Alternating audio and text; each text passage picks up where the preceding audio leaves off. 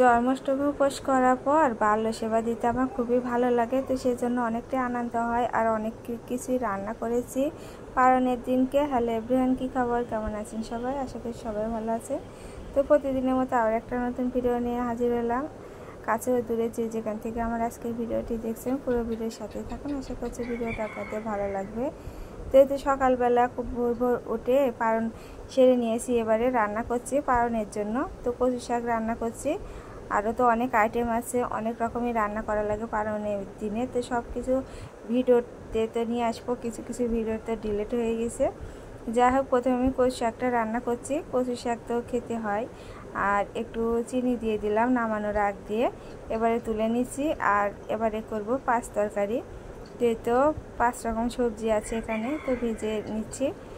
আর এই পাঁচ তরকারিটা রান্না হওয়ার পর কুমড়ার তরকারি করব।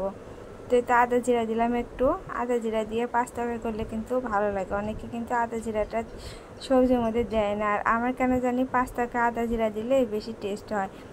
আর এতে একটু ময়দা দিয়ে দিলাম, মানে একটু আটা হওয়ার জন্য সামান্য একটু ছিটিয়ে দিয়েছি। আর সামান্য একটু চিনি দিয়ে তো পাঁচ তরকারিটাও নামিয়ে নিলাম। আর এবারে এই তো চাপড়ি করছি কুমড়ার তরকারি করবার জন্যে। তো আজকে অনেক রকম রান্না হয়েছিল, আর এই তো একটু সকালে খিচুড়ি হয়েছিল। সকালে বলতে তো মানে আমি তো খাবো না, যারা খাবে তাদের জন্য করেছি।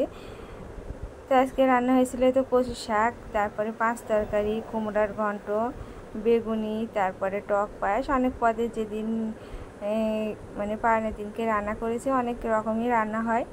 তো এই তো আবার রাত্রে চলে আসলাম, ঘরে অনেকগুলো ফল ছিল, পুজোর জন্য অনেকগুলো ফলই এনেছিল, তো নষ্ট হয়ে যাবে ভাবছি সেগুলো কেটে দিই, তাহলে সবাই খাবে একসাথে। আছে রাত্রে, আর দিনের বেলায় কাটলে কি হয়, কেউ থাকে কেউ থাকে না।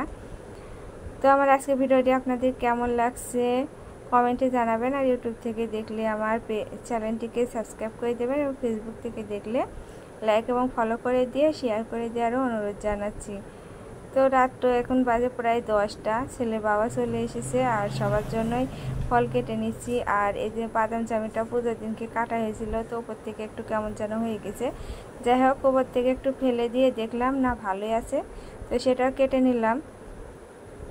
আর বাদাম জামিটা কিন্তু আমার মেয়ে খুবই পছন্দ করে, মাখিয়ে দিলে খায়, কিন্তু সেভাবে আর আজকে সময় হলো না, মানে কয়েকদিন হলে সেভাবে সময় হচ্ছে না বাড়তি কিছু করার। তো অনেক তো বাড়তি কাজ থাকে, সেগুলো তো তাড়াতাড়ি করে সেরে নেওয়া লাগলো। তো ভাবলাম ফলগুলো কেটে দিই, ওদের খাবে, আবার আমারও একটু খাওয়া হবে, তাছাড়া একা একা তো খেতে ভালোই লাগে না।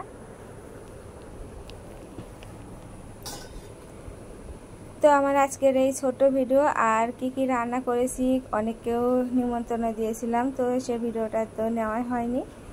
তো আর ভিডিও করার কথাও মনে ছিল না, তো তাড়াহুড়ো করে সবাই আসলে সবাইকে তো সেবা দিতে হবে।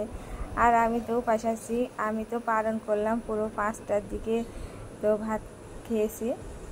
তো আর কোনো কিছু করার ইচ্ছাই ছিল না, শরীরটাও অতটা সুস্থ ছিল না। যাই হোক, ভিডিওটা এই পর্যন্ত, সব ভালো থাকবেন, নমস্কার।